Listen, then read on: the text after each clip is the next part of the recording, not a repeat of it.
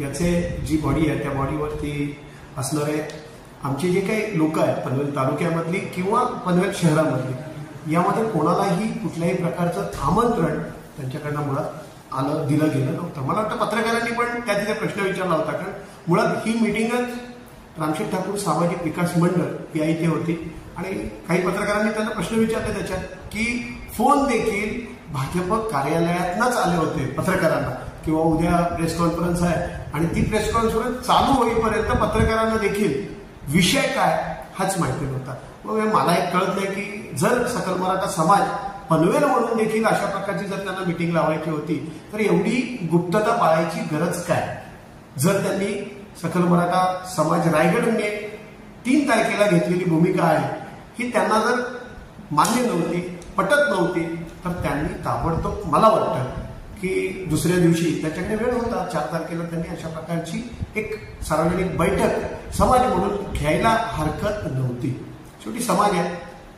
आम्ही ज्यावेळी सकल मराठा समाज रायगड म्हणून 1 तारखेला बैठकीचं जे नियोजन आहे त्याच्यासाठी जो मेसेज सुनील पाटील साहेब खोपोली यांनी टाकला त्याच्यानंतर 3 तारखेला ती बैठक संध्याकाळी 5 वाजताची बैठक चालू झाली.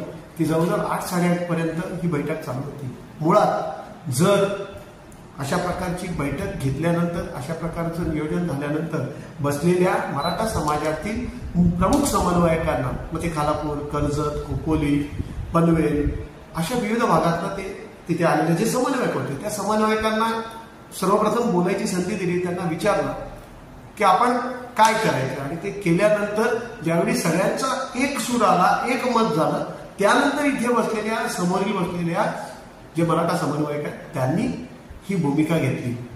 त्यावेळी काही लोक म्हणत होते की बाबा असा विषय आहे तर आपल्याबरोबर आपले काही बांधव आहेत जे ऑलरेडी तशा प्रकारचं काम करतायत. मुळात ती बैठक व्हायला 3 तारीख उशीर का केला अशा प्रकारचे प्रश्न देखील आम्हाला आले. 29 तारीख ही जवळजवळ फॉर्म घ्यायची मागे घेण्याची शेवटची तारीख होती. जोपर्यंत उमेदवारच तिथे कोण आहे ते कळत नाही तोपर्यंत आपण त्या उमेदवाराला पाठिंबा देणं ही योग्य होत नाही. 29 नंतर लागोलागच 1 तारखेला तशा प्रकारचा मेसेज टाकला, 3 तारखेला ती बैठक घेतली आणि हा निर्णय झाला. मुळात आमचे जे शिवश्री आमचे जे नेते आहेत मनोज जरांगे पाटील साहेब यांनी सांगितलेलं आहे की प्रस्थापितांना पाडा. आता या इथे प्रस्थापित कोण हे मी सांगायची गरज नाही. आमचा मराठा समाज त्या बाबतीत सुज्ञ आहे, सज्ञान आहे. त्याच्यामुळे त्यांचा जो आलेला आम्हाला हुकूम आहे त्या हुकुमानुसारच आम्ही आमची पुढची वाटचाल आहे ती सकल मराठा समाज रायगड म्हणून सुरुवात केलेली आहे आणि म्हणून त्याच्या अनुषंगाने आम्ही अशा प्रकारची भूमिका घेतली. कारण जरांगे पाटलांनी सांगितलं की आपल्याला आरक्षण कोणी दिलं नाही, आरक्षणात कोणी फसवलं. माझ्या ज्या माय भगिनी आहेत त्यांच्यावरती दे डाय धनी ठाय अशा प्रकारचा जो लाठी हल्ला केला, माझ्या माय भगिनीचं जे रक्त सांडलं, या रक्त सांडलेल्यांना पाडा अशाच प्रकारची भूमिका संपूर्ण या महाराष्ट्रामध्ये घ्यावी अशीच मनोज जरांगे पाटलांचा वटहुकूम आहे. मनोज जरांगेंनी ज्याप्रमाणे सांगितले आहे की प्रस्थापितांना पाडा, तर आपला जो जरांगे साहेबांचा जो आदेश आहे हा संपूर्ण महाराष्ट्राच्या लोकसभा मतदारसंघांसाठी लागू होतो का, याबद्दल आपण काय सांगाल? नक्कीच आमचं म्हणणं आहे की एकतर हा जो मेसेज आहे तो सर्व महाराष्ट्रातील सकल मराठा समाजासाठीचाच मेसेज आहे की बाबा प्रस्थापितांना पाडा.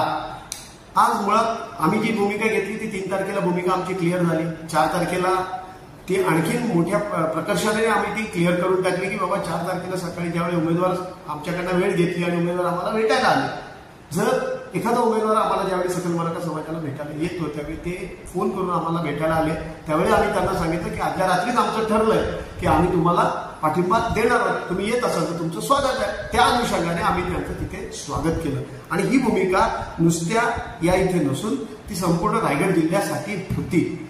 मला एक कळत नाही, तुमच्या पत्रकारांच्या माध्यमातून मी बंधूंच्या माध्यमातून विचारणा करतो की बाबा जर यांना असं वाटत होतं की मराठा समाजाचा पाठिंबा केवळ आणि केवळ फक्त बारणे साहेबांनाच या इथे मिळायला पाहिजे अशाच प्रकारची भूमिका मला वाटतं काल जी बैठक झाली यांची संकुचित असावी, संकुचित वृत्तीची असावी असंच आहे. किंवा प्रस्थापितांना पाडा याच्याशी हेही देखील सहमत आहे म्हणून त्यांनी कदाचित हा निर्णय 7 तारखेला म्हणजे ज्या दिवशी रायगडामधलं इलेक्शन होतं त्याच दिवशी तो लागू करावा अशा हिशोबाने येऊन या इथे येऊन ती बैठक घेतली. जर यांना वाटत होतं तर मला वाटतं की 3 तारखेला निर्णय झाला होता त्याचीही माहिती त्यांना होती. 4 तारखेला सकाळी फोटो अपलोड झाले तुमच्याकडनं, सगळीकडे बातम्या व्हायरल झाल्या आणि 4 तारखेला हे अशा प्रकारची बैठक घेऊन दोन्हीकडे अशा प्रकारचा पाठिंबा देऊ शकत होते. आणि तुम्ही जर काल वॉच केलं भले दुपारचे 11-12 वाजलेले असू दे, अर्ध निम्म तटकरे साहेबांचं इलेक्शन पार पडलेलं होतं, वोटिंग पार पडलेलं होतं. असं असताना देखील त्यांनी कुठेही की तटकरे साहेबांना मराठा समाजाला पाठिंबा आहे असं कुठेही भाष्य केलेलं मला तरी ऐकिवत नाही. तुम्ही स्वतः त्या मिटिंगला होतात, मला वाटतं त्यांनी तुम्ही प्रश्न विचारल्यावर देखील रायगड बाबतीतली भूमिका काही स्पष्ट केली नाही. पण मला असं वाटतं की एकीकडे पांडे साहेबांना हे करायचं आणि तिकडे तटकऱ्यांना विरोध करायचा अशा प्रकारची दुटप्पी भूमिका कदाचित त्यांची असू शकेल. आणि दुसरा प्रश्न म्हणजे मला एक सांगायचं आवर्जून की आम्ही जी बैठक घेतली होती रायगड सकल मराठा साहेबांचे रायगडमध्ये, यामध्ये जे 3 आमचे मोठे नेते होते त्याच्यामध्ये आमचे शंकर थोरवे असतील, सुनील पाटील असतील आणि स्वतः विनोद साबळे असतील, हे कोणत्याही राजकीय पटलावर गेली 10-11 महिन्यामध्ये काम करत नाहीत. त्या तिघांनी राजीनामे आपल्या पदाचे दिलेले आहेत. म्हणजे सकल मराठा समाजाचं ज्यावेळी बैठक झाली त्यावेळी जे निर्णय झाले त्याच्यामध्ये कोणत्याही राजकीय त्यांच्यावरती असलेले जे कपडे आहेत ते ऑलरेडी त्यांनी काढूनच त्या तिथे ते बसलेले आहेत. गेली 10 महिने केवळ आणि केवळ मराठा समाजाचं काम इमानीद्वारे करण्याचं दोघंही प्रयत्न करतात, तिघही प्रयत्न करतात आणि त्याचंच फलस्वरूप म्हणून एक बैठक आम्ही लावली होती. माझा त्यांना सवाल असेल, हे जे काल ज्यांनी बैठक लावली पनवेलची, जर सकल मराठा समाज रायगड म्हणून ज्यावेळी जरांगेच्या माध्यमातून जी भूमिका होती की आपले उमेदवार उभे करायचे, त्यावेळी एकमेव महाराष्ट्रामधला रायगड जिल्हा हा असा आहे की या मावळ मतदारसंघातला केवळ आणि केवळ एकच नाव पुढे गेलं आणि ते उमेदवारीसाठी खासदारकीच्या ते नाव म्हणजे विनोद सदाशिव साबळे. मग जर उद्या विनोद सदाशिव साबळे जर उभे राहिले असते तर यांची भूमिका काय असते? कारण आम्ही त्यावेळी सगळ्यांनी एक ठरवलं होतं की जर ते जरांगेंची भूमिका मानतायत, आम्ही जर जरांगेंची भूमिका मानतोय तर त्या जरांगेंच्या भूमिकेनुसार मराठा समाजाचा उमेदवार दिला असता तर त्यांची भूमिका पुन्हा काय असती हा एक मोठा चिंतेची बाब आहे. त्यामुळे मला असं वाटतं की काल जे बसलेले होते हे सगळे प्रत्येक जण राजकीय पटलावरती जाऊन प्रत्येक उमेदवाराचा प्रचार करणारेच होते. मग त्यात मीही होतो. मीही असेल की मी देखील अशा प्रकारे पहिल्या दिवसापासून त्यांचा प्रचार करत होतो. पण मला एक म्हणणं आहे की बाबा एकतर समाजाची भूमिका घेत असताना आपण समाज म्हणून भूमिका घेतली पाहिजे.